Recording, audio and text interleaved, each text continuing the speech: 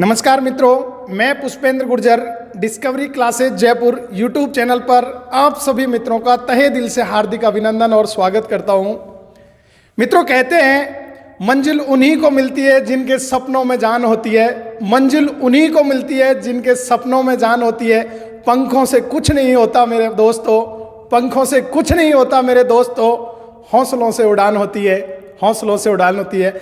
आज आप सभी के सामने मैं आपसे रूबरू करवाने वाला हूँ विश्वास जी, विश्वास क्लासेज के डायरेक्टर, और ढेर सारे अचीवमेंट उन्हीं के मुंह से सुनेंगे। मैं तो क्या बताऊँ, हासिल करने वाले ज़िंदगी में तो उन्हीं के। सबसे पहले सर, हमारे यूट्यूब चैनल पर आप सभी का वेलकम है, आपका स्वागत है।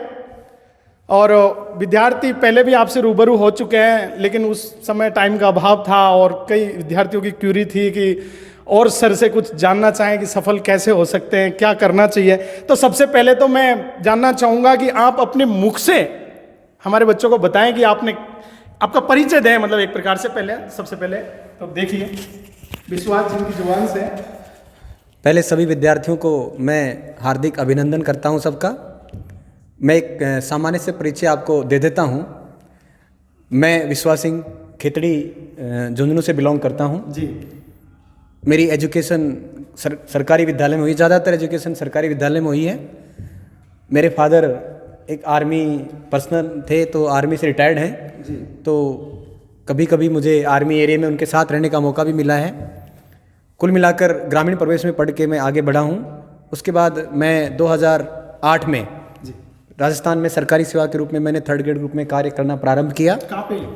मेरे गांव में ही। अच्छा, जिस विद्यालय से मैंने, यानी रैंक अच्छी होगी तो गांव में मिल गया। जिस विद्यालय से मैंने पढ़ाई की जी, उसी विद्यालय में मैंने ज्वाइन किया, मैंने पढ़ाना स्टार्ट किया। उसके बाद ग्रेड 2 में मेरा चयन हो गया, तो मैं बीकानेर पोस्टेड था। ग्रेड 2 में बीकानेर मैंने पढ़ाया है, और ग्रेड 1 में मैं जयपुर पोस्टिंग है, जयपुर मेरी पोस्टिंग है। जयपुर में कार्यरत हूँ वर्तमान में, अंग्रेजी व्याख्याता के पद पे मैं कार्यरत हूँ जयपुर में।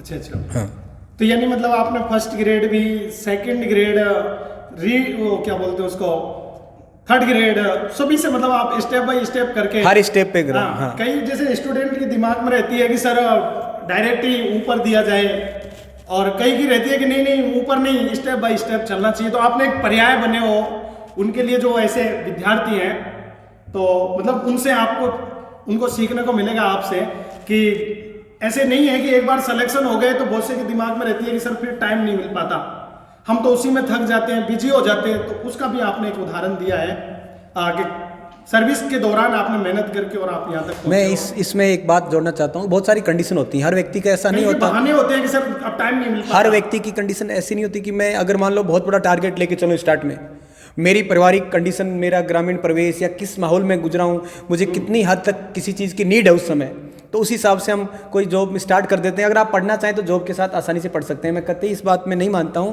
कि आप जॉब में हैं और आप नहीं पढ़ पाएंगे, ये कुछ नहीं। हालांकि ये पक्का है कि आप जॉब में हैं तो कुछ दिक्कतें आपके सामने आती हैं, लेकिन अगर आपकी ललक है, अगर आप पढ़ना चाहते हैं और आगे बढ़ना चाहते हैं, तो आप उन बाधाओं को पार करते हुए भी निकल जाएंगे। वो बाधाएं आपके लिए कोई बाधा के रूप में काम नहीं करेंगी, ऐसी कोई दिक्कत नहीं आएगी। अच्छा, सबसे पहले तो मैं ये जानना चाहूँगा, मैं इतना बताना चाह रहा हूँ, जैसे मैं ग्रामीण प्रवेश से बिलोंग करता हूँ, हिंदी मीडियम का विद्यार्थी रहा हूँ। उसके बाद मैंने 11वीं 12वीं में साइंस पढ़ा है, इंग्लिश। अच्छा, साइंस बैकग्राउंड से हो? 11वीं 12वीं मैथ साइंस का स्टूडेंट रहा हूँ। हमारे फादर आर्मी से थे। मेरे फादर तो मुझे बचपन में उनका बड़ा इंटरेस्ट था कि मैं इनको मीनिंग याद कराऊँ, तो धीरे धीरे पता नहीं मेरा इंग्लिश में इंटरेस्ट हुआ। उसके बाद मैंने इंग्लिश से ग्रेजुएशन किया, MA इंग्लिश से किया, फिर इंग्लिश से मैंने सेट का एग्जाम क्वालिफाई किया, और इंग्लिश से नेट का एग्जाम क्वालिफाई किया, और फिर RPSC 1st ग्रेड में पूरे राजस्थान में 2012 में 3rd रैंक प्राप्त किया। मतलब मैंने आपसे काफी दिन से परिचित हूँ, आपसे रूबरू हूँ, लेकिन फिर भी कई साथियों से सुना है कि 12 जॉब अब तक लग के छोड़ दिया, 13 लोग। क्या है, आप अपनी जुबान से एक बार विद्यार्थियों को बताओ, हमारे चैनल को। नहीं, मतलब कितने अब तक अचीवमेंट आपने हासिल किए? 10, 11, 12? मैं पहले भी शायद आपके चैनल पे बता चुका हूँ कि मैंने जो स्टार्ट की, मेरा जो ड्रीम था पहले कि मैं आर्मी में ऑफिसर बनूंगा। तो हालांकि मैं उस फाइनल स्टेज तक नहीं पहुँच पाया किसी वजह से, मेडिकल कारणों की वजह से, किसी कारणों की वजह से। लेकिन वहाँ से मैंने जो सीखा कि मेरे इंग्लिश जो है उस पर मेरी कमांड हुई, मैंने इंग्लिश में अपने आप को इम्प्रूव करने की कोशिश की। फिर मेरा RPSC ग्रेड 3rd में 2008 में सिलेक्शन हुआ। उसके बाद में फिर मैं RPSC 2nd ग्रेड में मेरा अलग अलग एसएसटी में भी सिलेक्शन लिया मैंने, सेकंड ग्रेड इंग्लिश में भी सिलेक्शन लिया मैंने, संस्कृत डिपार्टमेंट के सेकंड ग्रेड इंग्लिश में भी सिलेक्शन लिया मैंने, सब इंस्पेक्टर राजस्थान पुलिस में भी मैंने अंतिम मेरिट तक मेरा सिलेक्शन हुआ। उसके बाद RPC first grade school lecturer मेरा सिलेक्शन हुआ। आरएस एलआईडी में भी मैंने सिलेक्शन लिया 2012 में, और इंग्लिश से नेट भी किया मैंने, सेट भी किया मैंने। और उसके बाद पढ़ाना मेरा इंटरेस्ट है, तो मैं निःशुल्क बच्चों को बहुत सारी मैंने सेवाएं दी, पढ़ाया भी है, और अभी मेरा ये अनवरत का प्रयास जारी है। अच्छा, जैसे आपने ये मुकाम जो हासिल किया है, एक मतलब रूरल गांव से बिलोंग करने के बाद में, तो बताएंगे हमारे चैनल के विद्यार्थियों को कि मतलब क्या प्लस पॉइंट रहे जो आपको इतना, मतलब एक गांव से बिलोंग करने वाला और 12, 13, 15 जॉब अगर अचीवमेंट, अगर मैं तो मतलब क्या कहना, अगर कोई मुझसे पूछे सबसे पहले, अगर मैं आज जो कुछ भी हूँ, जिस भी स्टेज पे हूँ, जो भी मैंने सीखा है, सबसे पहले उसका श्रेय मैं अपने माता पिता को देना चाहूँगा। मैंने मेरे माता पिता से जो कुछ भी मैं आज उनकी वजह से हूँ। मेरे फादर आर्मी में थे, सूबेदार से रिटायर हुए हैं, तो मेरे फादर ने मुझे पंक्चुअलिटी मैंने उनसे सीखी, उन्हें डिसिप्लिन मैंने उनसे सीखा, और उन चीज़ को ध्यान में रखते हुए उनको हमेशा कभी कभी मतलब उन्होंने मुझे मतलब गुस्से से भी, फटकार के भी मुझे उस तरफ, क्योंकि होता है ना कई बार, हाँ, फॉलो करवाया। कभी कभी हम हो सकता है उस चीज़ पे नहीं पहुंच पाते हैं, तो गार्जियंस हमें, अगर अच्छे माता पिता अगर आपको अच्छा गाइड करते हैं, तो आप अपने मुकाम की तरफ बढ़ते चले जाते हैं। मैं पहले भी इस बात को बार बार कई जगह स्टेज पे दोहरा चुका हूँ कि मैं बहुत एकेडमिक रूप से बहुत ज़्यादा साउंड नहीं रहा हूँ, कि मेरा बहुत अच्छा, इतना भी नहीं कि मैं मतलब मीडियम एवरेज स्टूडेंट रहा हूँ मैं पढ़ाई लिखाई में। लेकिन जब मैं कंपटीशन के फील्ड में कूदा, जब मैं उतरा और मेरे खुद से इंस्पिरेशन, मोटिवेशन मुझे आने लगा, उसके बाद से मैंने कभी पीछे मुड़ के नहीं देखा है, और मेरा ये प्रोग्रेस जो है अनवरत जारी है, इसमें मैं आगे बढ़ रहा हूँ। अच्छा, इस समय सबसे जो एक क्रिटिकल पॉइंट जो बना हुआ है विद्यार्थियों के जहन में, सेकंड ग्रेड की भी अफवाह चल रही है, सेकंड ग्रेड की भी वैकेंसी आने वाली है, फर्स्ट ग्रेड की भी सुन रहे हैं, और रीट का मसला तो सबकी मतलब सानी नहीं है, छुपा हुआ नहीं है किसी से, तो उसके भी कई लोगों के कि यार रीट दोबारा होगी, तो एक मतलब सस्पेंस के लिए क्या कहना चाहोगे बच्चों की, कैसे तैयारी और किसकी तैयारी करनी चाहिए बच्चों को? मैं तो इसको बच्चों के लिए एक बहुत बड़ा मौका मानता हूँ कि अवसरों की अधिकता आपके पास है। अवसर, आप थर्ड ग्रेड के लिए भी एलिजिबल हैं, आप सेकंड ग्रेड के लिए भी एलिजिबल हैं, आप फर्स्ट ग्रेड के लिए भी एलिजिबल हैं। लेकिन अगर आप खुद बैठ के एनालिसिस करके देखेंगे, इसके लिए अगर आपको डिसाइड करना है कि मुझे कहाँ जाना है, तो सबसे पहले आप चाहे रीट के पुराने पेपर निकालें, सेकंड ग्रेड के पुराने पेपर निकालें, और फर्स्ट ग्रेड के पुराने पेपर निकालें, और जहाँ आपको लग रहा है कि ये मेरे लिए बहुत सटीक मामला है और यहाँ मैं बहुत अच्छे से अचीव कर सकता हूँ, सेट हो सकता हूँ, उसमें सबसे अच्छा टेस्टिंग मेजर इसका यही है that you should go for old papers. पुराने पेपर निकालें, और उन पुराने पेपरों का अगर आप स्टडी करेंगे, उन पुराने पेपरों का अगर आप देखेंगे, तो आपके अंदर एक इमेज बन जाएगी कि मुझे कहाँ जाना है, मुझे ग्रेड थर्ड में जाना है, मुझे ग्रेड सेकंड में जाना है, या मुझे ग्रेड फर्स्ट में जाना है। फिर सिलेबस को एनालिसिस करके देखें, क्योंकि ग्रेड फर्स्ट का सिलेबस का एक अलग नेचर है, ग्रेड सेकंड का अपना एक अलग नेचर है, तो आप किस नेचर में फिट हो रहे हैं, आप उस टेक्निक को अडॉप्ट करें और अपने आप को डिसाइड करके कंफ्यूज नहीं रहें। जो भी आपको चूज करना है उसको चूज करके फटाफट उसमें लग जाएं, और बस उसी के ऊपर ध्येय बना के एक टारगेट को लेकर चलें। टारगेट ओरिएंटेड स्टडी आप करेंगे, then success will be very close to. मतलब अधिकतर जो विद्यार्थी हैं उनके अमूमन जहन में चलता है कि ऐसा करते हैं, मतलब चारों नाव पे कदम रखना चाहते हैं कि ऐसा सिलेबस पढ़ा जाए जो सेकंड ग्रेड में भी हो, वही टॉपिक फर्स्ट ग्रेड में भी काम आ जाए, और जोन सी भी एग्जाम पहले होगी उधर कूद पड़ेंगे। नहीं, ऐसा तो इसके बारे में ऐसा नहीं हो पाएगा, क्योंकि आप देखेंगे कि रीट का सिलेबस, हाँ नो डाउट कि कुछ कॉमन सिलेबस, कॉमन चीजें हैं, जैसे साइकोलॉजी है, साइको है, आप दोनों में पढ़ रहे हैं, कुछ चीजें कॉमन है। लेकिन फिर भी मेरा ये मानना है कि आज के इस कंपटीशन में इतना कट थ्रोट कंपटीशन है, and if you want to get success in such kind of cut throat competition, then you have to choose a single thing in your mind, और उस सिंगल चीज को चूज करके उसको adopt करके उसी के पीछे लग जाओ, और उसको बिल्कुल इतना कंठस्थ करो, बार बार प्रैक्टिस, मॉडल पेपर, जो भी आप जैसे स्टडी करना चाहते हैं, और आप उसको लीड लेके चलो। क्योंकि अगर आप मान लो ग्रेड थर्ड में कहीं भी एक एग्जाम में, जैसे मेरा एग्जाम्पल देता हूँ मैं कि मैं पहले ग्रेड थर्ड में सेट हो गया, उसके बाद मैंने सेकंड ग्रेड की तैयारी की, फिर मैं फर्स्ट ग्रेड में, तो ऐसा नहीं कि अगर आप ग्रेड थर्ड में लगे तो आप आगे बढ़ नहीं पाएंगे। You will have ample opportunities in your future, है ना, तो उसके लिए आपको बहुत सारी अपॉर्चुनिटी मिलेंगी आपको। So don't think about that, don't panic. If you will think that I should move for grade first also, grade second also, grade third also, then it will create some confusion in your mind. Not only confusion, but you will not able to find out the right target where you have to move. आप उस target को choose ही नहीं कर पाएंगे। मतलब आपका कहना तो ये हुआ कि टारगेट रखो, उसको एक रखो। हाँ, एक टारगेट की तरह, मतलब आंख दिखनी चाहिए। बिल्कुल, एक टारगेट रखें तो ही सफल हो पाएंगे। अगर कदम रखोगे तो आप प्रॉपर मतलब परफॉर्मेंस। और ये डिपेंड करता है व्यक्तिगत, अलग अलग खुद के व्यक्तित्व पर डिपेंड करता है कि आप सिलेबस को देख के खुद एनालिसिस करें कि मैं किसके लिए ज़्यादा सूटेबल हूँ, मैं कहाँ फिट हो रहा हूँ ज़्यादा इस समय, उसको लें। उसके बाद आगे वाले सीढ़ी दर सीढ़ी चढ़ते जाएं, आप एक एक स्टेप बाय चढ़ते जाएं। दूसरा भी जो विद्यार्थियों के दिमाग में जो कंफ्यूजन चल रहा है इस समय ऑफलाइन और ऑनलाइन को लेकर के है कि सर ऑफलाइन क्लास ली जाए या फिर ऑनलाइन से भी काम निकल सकता है, सिलेक्शन हम पहुंच सकते हैं, तो इसके बारे में आप क्या कहना चाहोगे? मतलब काम चल सकता है ऑनलाइन से? This is a very good question. This is a very good question you are asking to me, and I will justify that where we should move. देखो, आप कितना भी ऑनलाइन कितना भी सोचें, offline no doubt offline is the best way, because हम दोनों की तुलना की हाँ, अगर दोनों से मुझसे पूछे कि ज़्यादा दोनों में बेटर कौन सा है, तो मैं कहना चाहूँगा कि offline is better. Offline better क्यों है? क्योंकि उसमें पर्सनल इंटरेक्शन होता है, बच्चे के साथ अपन इंटरेक्ट होते हैं, जो आई कांटेक्ट जो पहले बताते बच्चा थे, क्यूरी में सामने क्यूरीज करता है, बच्चे का माइंड डाइवर्ट नहीं होता है, एक कंसंट्रेट होकर पढ़ लेता है। लेकिन जैसे आप जॉब में हैं, आप कहीं थर्ड ग्रेड में लगे हुए हैं, परिस्थितियाँ ऐसी, मान लो आप डूंगरपुर हैं या फाइनेंशियल कुछ कंडीशन ऐसी वीक हैं, तो नो डाउट ऑनलाइन भी आजकल एक बहुत अच्छा प्लेटफॉर्म है। तो अगर आपके लिए संभव है कि आपने ऑफलाइन जाना है तो आप ऑफलाइन जाएं, और अगर संभव नहीं है तो ऑनलाइन भी आप जा सकते हैं। लेकिन जो भी एक मेथड अडॉप्ट करें, अडॉप्ट करने के बाद आप उसको लेके आगे चल रहे हैं, तो आप ऑफलाइन और ऑनलाइन दोनों का सहारा ले सकते हैं, दोनों ही ठीक हैं। लेकिन अगर ऑफलाइन चूज कर सकते हैं आप, then you should go for offline. अच्छा, दूसरा जो क्वेश्चन है, जो विद्यार्थी हमेशा जिसके बारे में सोचते रहते हैं, एक दूसरे से जो अपने जूनियर हैं सीनियर हैं डिस्कस करते रहते हैं टीचरों से कि सिलेबस पर कैसे फतेह पाई जाए, क्या पढ़े क्या छोड़े और किस प्रकार से ले उसको, मतलब क्या कहना चाहोगे? तो जैसा कि हम आज आई थिंक फर्स्ट ग्रेड के लिए ज़्यादा अपन बात कर रहे हैं, तो फर्स्ट ग्रेड के परीक्षा के अगर अपन पैटर्न की बात करें, जब सब आप तैयारी शुरू करते हैं तो सबसे पहले आपको मैं अक्सर ये बोलता हूँ कि when you are going to start preparation for any exam और any competition, then first of all you have to check out old papers, previous question papers. तो उससे आपको एक आइडिया आएगा। पहली बात तो हमें पता है कि हमारा फर्स्ट पेपर कितने मार्क्स का है, सेकंड पेपर कितने मार्क्स का है, फर्स्ट पेपर का क्वेश्चंस कितने आते हैं, सेकंड पेपर में क्वेश्चंस कितने आते हैं। उन क्वेश्चंस के पैटर्न को देख के फिर आप नोट डाउन करके देखें कि हर टॉपिक में कितने क्वेश्चन आ रहे हैं, मेरे इस टॉपिक में कितने क्वेश्चन पूछे गए हैं, दूसरे टॉपिक में कितने क्वेश्चन पूछे गए हैं। तो आप उस पेपर से पहले तो ये निकाल के लाएंगे कि किस टॉपिक में क्वेश्चन कितने पूछे जा रहे हैं। उस हिसाब से आप अपने आप को बुक्स को पढ़ते जाएंगे और आप अपने आप स्टडी धीरे धीरे आपकी फ्रेम होती जाएगी। तो सबसे पहले ओल्ड पेपर लें, उस ओल्ड पेपर को लेके क्या करें, आप अपने आप में एक उसको पैटर्न बनाएं और धीरे धीरे उसको एनालिसिस करते करते अपने सिलेबस पे आगे बढ़ते जाएं।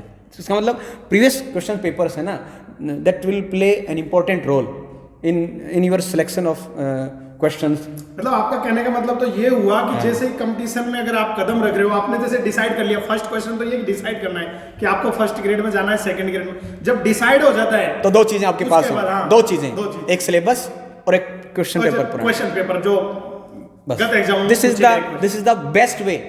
इससे क्या करेंगे आप, सीधा टारगेट फिट करेंगे कि मेरा टारगेट ये है, मुझे इसको चूज करना है। ये क्वेश्चन यहीं से पूछे जा रहे हैं, क्वेश्चन किस पैटर्न पे पूछे जा रहे हैं। सबसे बड़ी बात यही है कि विद्यार्थी एग्जाम के नजदीक आ जाए तब तक यही पुराने क्वेश्चन पेपर नहीं निकाल पाते, सिलेबस पूरा कवर नहीं कर पाते हैं, उसकी वजह से वंचित रह जाते हैं। तो दो चीजें, सारी चीजें। हाँ बिल्कुल। इसके अलावा जैसे फर्स्ट ग्रेड का कितना क्या रोल है, मतलब कई का होता है कि बस अपना सेकंड पेपर है उस पे आप फतेह पा लीजिए और फर्स्ट पेपर तो ऑटोमेटिक कवर कर लेते हैं, तो उसका कितना क्या रोल रहता है, तो उसके बारे में क्या कहना चाहोगे? देखो, अगर आप फर्स्ट ग्रेड की बात कर रहे हैं, अगर आप फर्स्ट ग्रेड को देखेंगे तो मैं स्टूडेंट से एक बात कहना चाहूँगा कि फर्स्ट ग्रेड का अगर पूरा देखेंगे आप तो दो पेपर हैं जी, फर्स्ट पेपर और एक सेकंड पेपर। कुल मिला के 450 मार्क्स का ये मैटर है। फर्स्ट पेपर 150 का है और सेकंड पेपर 300 मार्क्स का है। फर्स्ट पेपर में जीके और बहुत सारी चीज़ें हैं और सेकंड पेपर में आपका पर्टिकुलर सब्जेक्ट आता है। जब सब्जेक्ट के साथ 60 मार्क्स की साइको भी होती है। अभी हम सब्जेक्ट के बारे में डिस्कस करेंगे अभी। तो अब हम ये कह रहे हैं कि अगर आप ये सोच रहे हैं कि मैं केवल सब्जेक्ट में बहुत इंटेलिजेंट हूँ, सब्जेक्ट मेरा बहुत अच्छा है, और अगर सब्जेक्ट के आधार पे आप ये सोचते हैं कि मैं केवल सब्जेक्ट से सिलेक्शन प्राप्त कर लूँ, तो ये संभव नहीं है। और ये कतई ही इसको आप अगर आप एनालिसिस करेंगे तो ये कभी भी पॉसिबल नहीं है कि only on the basis of second paper you will become successful in school lecture exam. It is impossible, ये संभव ही नहीं है। इसलिए अगर मेरे से पूछें आप फर्स्ट आप ये मार्क्स के आधार पर डिसाइड करेंगे कि वो 150 मार्क्स का है, वो 300 का है, तो ये कभी भी संभव नहीं होगा। आपको फर्स्ट पेपर को भी उतना ही वेटेज देना पड़ेगा जितना आप सेकंड पेपर को दे रहे हैं। आप तभी जाकर के मतलब आप पास हो सकते हो और वहां तक पहुंच सकते हो। अब अगर फर्स्ट पेपर की बात करेंगे तो फर्स्ट पेपर का सिलेबस भी बहुत डाइवर्सिफाइड है। इसमें बहुत सारी चीज़ें हैं। इसमें देखो अमूमन सभी ले ली सारी चीज़ें हैं, सब चीज़ें हैं, तो उन सब्जेक्ट को लेके आपको चलना पड़ेगा। उसमें आपको डिसाइड करना पड़ेगा कि मुझे इन सब्जेक्ट को कैसे फाइंड आउट करना है, ट्रेस आउट करना है। नहीं तो उसके बारे में हम पूछना चाह रहे हैं आपसे कि जैसे 11 सब्जेक्ट हो गए, सब मिलाए, अगर हिस्ट्री, ज्योग्राफी, पॉलिटी, साइबर सब मिलाए हैं, तो उसमें से ऐसा भी हो सकता है कि किसी को छोड़ दिया जाए, किसी पे ज्यादा फोकस किया जाए, या सबको साथ लेकर नहीं, जैसे एक तो आप उसमें वेटेज देखिएगा कि उसका वेटेज कितना है, कि रीजनिंग के कितने क्वेश्चन आ रहे हैं, मैथ के कितने क्वेश्चन आ रहे हैं। मैंने अक्सर बोलता हूँ बच्चों को, मैं अक्सर बताता हूँ कि अगर आपको एग्जाम में कूद रहे हैं, उतर रहे हैं एग्जाम में, कॉम्पिटिशन में, तो सिलेबस को तो आपको क्रैम करके रखना है। सिलेबस आप क्रैम करके रखेंगे। जैसे आप फर्स्ट ग्रेड के फर्स्ट पेपर की बात करते हैं तो हिस्ट्री का बड़ा वेटेज है, 15 क्वेश्चन हिस्ट्री के। मैनेजमेंट का बड़ा वेटेज है, 15 क्वेश्चन मैनेजमेंट के हैं, 10 क्वेश्चन करंट के हैं, तो ये लगभग आपके 40 क्वेश्चन तो यही हो गए। तो इस बड़े पहले मेजर पोर्शन को कवर कर लें। उसके बाद में मैथ के मान लो क्वेश्चन आ रहे हैं 6 क्वेश्चन रीजनिंग के आ रहे हैं, 4 हिंदी के आ रहे हैं, मान लो 4 इंग्लिश के क्वेश्चन आ रहे हैं। फिर उनको देखो, फिर छोटे पहले मेजर पोर्शन को कवर करके और फिर बढ़ते जाओ। कोशिश ये करें कि हमारा सारा पार्ट कवर हो। लेकिन मान लो लग रहा है कि कोई बच्चा आर्ट्स से बिलोंग करता है, साइंस के 5 क्वेश्चन को ठीक से टैकल नहीं कर पा रहा है, तो वहां उनको थोड़े छोड़ सकता है, मतलब उसकी कहीं क्षति पूरा कहीं दूसरे अपने सब्जेक्ट में कर सकता है। लेकिन अगर आप 2-3 सेगमेंट को छोड़ देंगे, then it will be very tough for you, then you will not able to get selection. Approximately you have to score 100 marks, 80 से 100 मार्क्स के बीच में आपको फर्स्ट पेपर में भी स्कोर करना है। ये जरूरी है आपके लिए। अगर 80 to 100 मार्क्स तो आपको लाने पड़ेंगे फर्स्ट पेपर में। इतना इंपॉर्टेंस है फर्स्ट पेपर की। अच्छा, सेकंड पेपर के बारे में क्या कहना चाहोगे? सेकंड पेपर को किस प्रकार से कवर करें, क्या कहाँ से चालू करें, कैसे छोड़ें? आप तो अपने सब्जेक्ट का ही बता दो। मैं इंग्लिश के बारे में आपको बताना चाह रहा हूँ। इंग्लिश की जैसे मैं खुद में कह रहा हूँ कि आपका सेकंड पेपर मान लो 300 मार्क्स का है जी, 300 मार्क्स का मैंने स्कोर किया 260। 300 में से मेरे जो मार्क्स आए 260 आए जब मैंने एग्जाम दिया। अब इसको पहली बात तो आप देखो, सिलेबस को अगर किसी भी सब्जेक्ट का सिलेबस देखेंगे, वो लगभग एक तरीके से डिजाइन किया गया है। मैं अंग्रेजी की बात कर रहा हूँ कि इसमें आपको अगर डिवाइड करना चाहते हैं तो 4 पार्ट में डिवाइड कर सकते हैं आप इसको। पहला जो पार्ट है वो आपका है सीनियर सेकेंडरी लेवल का पहला पार्ट है। जैसे इंग्लिश फर्स्ट ग्रेड की बात कर रहा हूँ मैं, उसमें 55 क्वेश्चन हैं। सेकंड पार्ट है हमारे वो लिटरेचर वाला पार्ट है, ग्रेजुएशन वाला पार्ट बोलते हो, उसके अंदर भी 55 क्वेश्चन है। थर्ड पार्ट है वो पीजी का है, पोस्ट ग्रेजुएशन वाला है, उसमें 10 क्वेश्चन हैं। और फिर उसके बाद फोर्थ पार्ट है वो साइको का पार्ट है, पेडागोजी वाला पार्ट है, उसके अंदर 30 क्वेश्चन हैं। इस प्रकार से कुल मिला के 150 क्वेश्चन है और 300 मार्क्स का पेपर है। तो मैं एक एनालिसिस अगर करके बताऊँ आपको कि अगर if any student is preparing for grade first, तो उसको क्या करना है कि सीनियर सेकेंडरी वाले पार्ट में उसको ग्रामर को सॉलिड करना है, स्ट्रॉन्ग करना है। बट अगर एक आप देखिए, अगर आप तैयारी करते हैं फर्स्ट ग्रेड की, स्कूल लेक्चर की तैयारी कर रहे हैं, कोई बच्चा, मान लो मैं एक एग्जांपल देता हूं आपको कि एक हमारे राइटर हैं, एक एसिस्ट हैं फ्रांसिस बेकन का एक ऐसे दिया गया है ऑफ स्टडीज़। अब बच्चे को ये समझना है, नया बच्चा आएगा, उसको पता नहीं है, उसको कई जगह बच्चा डिस्टर्ब हो जाता है, डाइवर्ट हो जाता है, पता नहीं लगता कि व्हाट आई शुड स्टडी। तो उसको ये देखना है कि he should not study Francis Bacon, he should study of studies.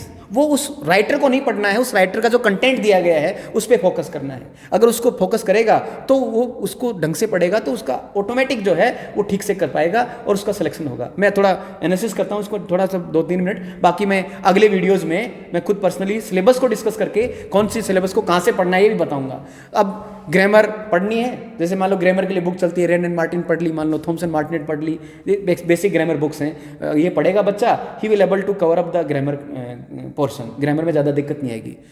The main problem student is facing is related to literature, because if any student move in literature, he doesn't have already any ample criteria or ample knowledge about literature. Because of that, he is not able to is not able to cover up the syllabus of literature. For that he should choose कि which topic I should read in which manner.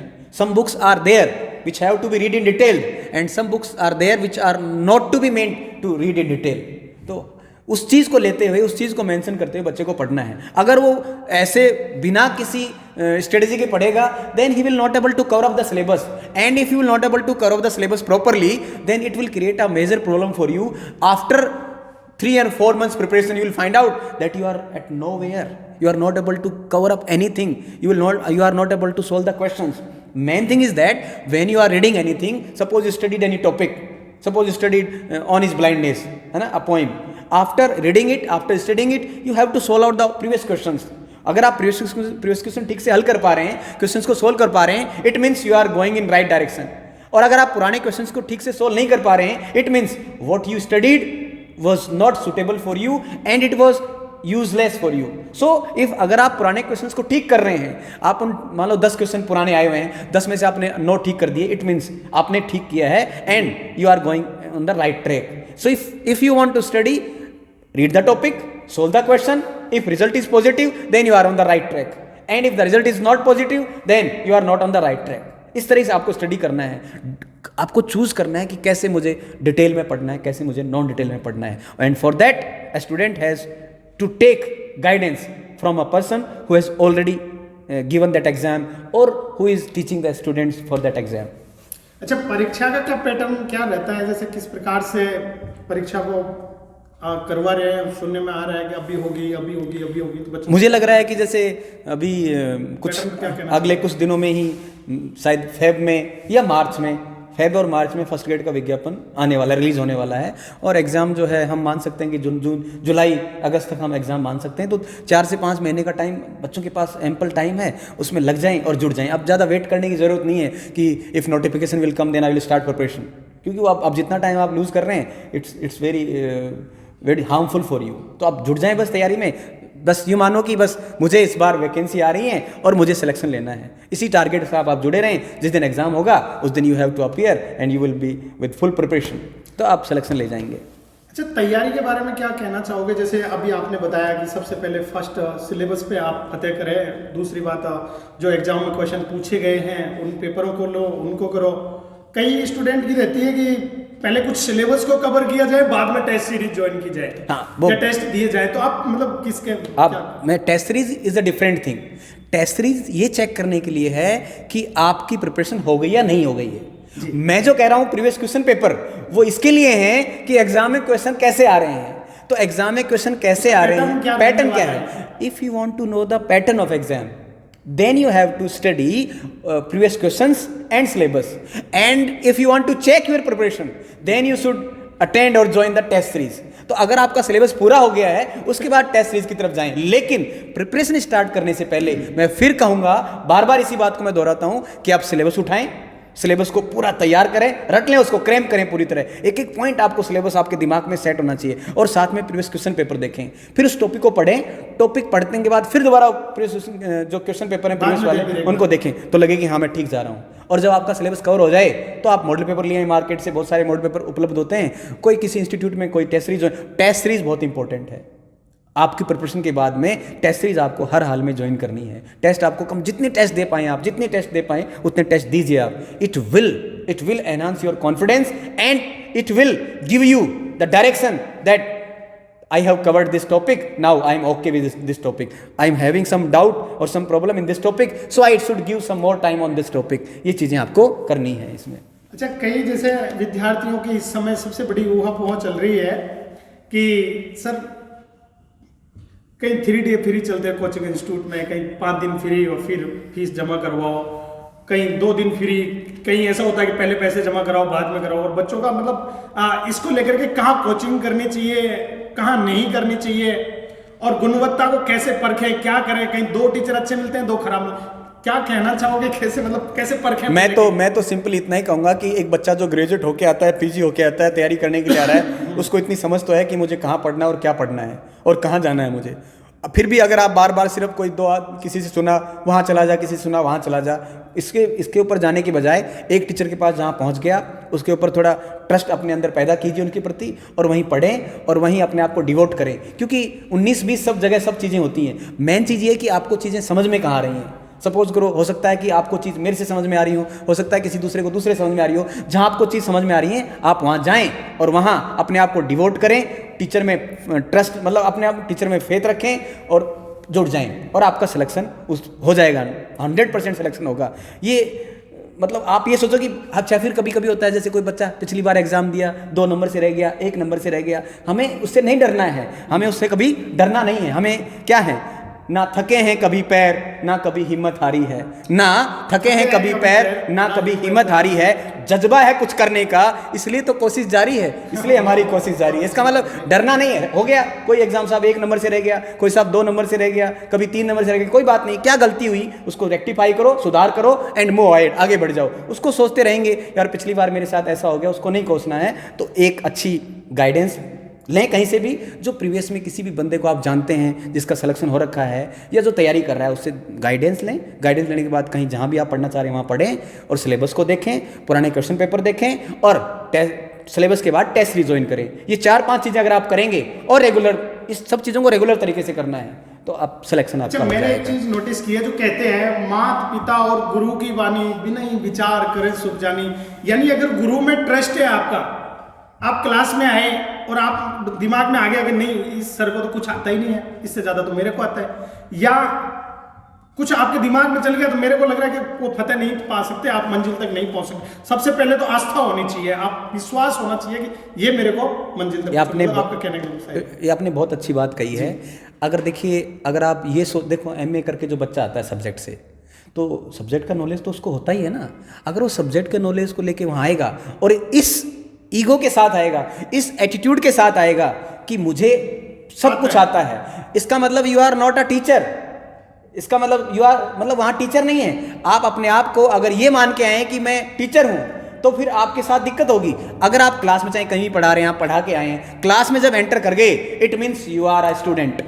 अगर student बन के class में बैठेंगे तो आप पक्का कुछ गेन कर पाएंगे, क्योंकि अगर आप अपने आप को टीचर समझते रहेंगे, क्योंकि आप टीचर तो है नहीं, आप उस समय स्टूडेंट हैं, अगर आप अपने आप को टीचर समझते रहेंगे तो क्या होगा, आप जो टीचर देना चाह रहा है आपको, आप उसको ले नहीं पाएंगे और it will create a problem for you. इसलिए मेरा ये मानना है, मैं फिर रिपीट कर रहा हूँ 4-5 बातें, आप आओ जिस टीचर के पास पढ़ना चाह रहे हैं, एक दिन आप डिस्कस करो, बैठो, बस ये है कि मुझे टीचर की पढ़ाने की टेक्निक या शैली पसंद आ गई है, वहाँ आप ज्वाइन करो और उसके बाद अपना सिलेबस उठाओ, टॉपिक वाइज टिक करते जाओ, सिलेबस को कवर करो, सिलेबस पूरा हो जाए तो टेस्ट सीरीज दो और उसके बाद एग्जाम जब आए तो बड़े तैयारी के साथ एग्जाम दो and you will get selection.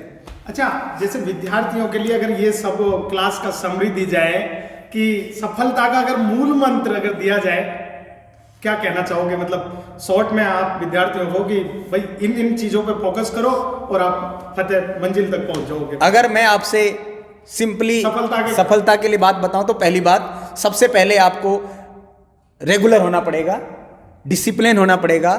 Regularity के साथ, डिसिप्लिन के साथ अगर आप हार्ड वर्क करेंगे, सुनियोजित तरीके से करेंगे तो सफलता 100% आपके कदम चूमेगी और आप 100% सफल होंगे। और मैं आप सब जो भी स्टूडेंट्स फर्स्ट ग्रेड की तैयारी के लिए आना चाह रहे हैं, जो भी कंपटीशन के अंदर बैठेंगे, जो भी एग्जाम में अपीयर होंगे, मैं उन सबको शुभकामनाएं देते हुए ये उम्मीद करता हूं कि वो सब अपने एग्जाम की तैयारी के लिए जरूर लग रहे हैं। एक लाइन और आपकी काटूंगा, अगर कोई विद्यार्थी आपसे मिलना चाहता है, आपकी सेवाएं लेना चाहता है, तो आपसे किस प्रकार से रूबरू हो सकता है और वो कौन से तरीके? अगर मैं इंग्लिश के लिए कोई बच्चा मेरे से मिलना चाह रहा है, इंग्लिश की तैयारी करना चाह रहा है, हाँ। वैसे मैं जनरली वैसे भी कॉम्पिटिशन के बारे में बच्चे पूछते हैं मेरे से, तो मैं गाइड करता रहता हूँ कि मैं सर मैं 3rd ग्रेड की तैयारी करनी है, मुझे 2nd करनी है, कैसे करनी है, जनरल में गाइड देता हूँ। अगर सब्जेक्ट विशेष की बात आती है तो if any student want to know how he have to prepare for grade 1st और ग्रेड 2nd, बात में तो जो हमारे जो मित्र मंडली है उसमें सब में आप मोटिवेशन गुरु के नाम से जाने जाते हो, तो कोऑपरेट तो करते ही हो और अपने सब्जेक्ट के उनको तो करते ही करते हैं, बाकी किसी भी फील्ड का हो, सर से जो मिलता है उसको मतलब एक सकारात्मक ऊर्जा आपके मिलने के बाद में मिलती है लोगों को। तो यानी एक तो कोचिंग से आपसे रूबरू हो सकता है। विश्वास इंग्लिश क्लासेज जयपुर के नाम से यूट्यूब चैनल है, अभी आपने क्रिएट किया है यूट्यूब चैनल विश्वास इंग्लिश जयपुर के नाम से। तो जो भी बच्चा जुड़ना चाहता है उस पर जुड़े, वहाँ अपनी जो क्यूरी है वो रखे, वहाँ उसका रिप्लाई दिया जाएगा।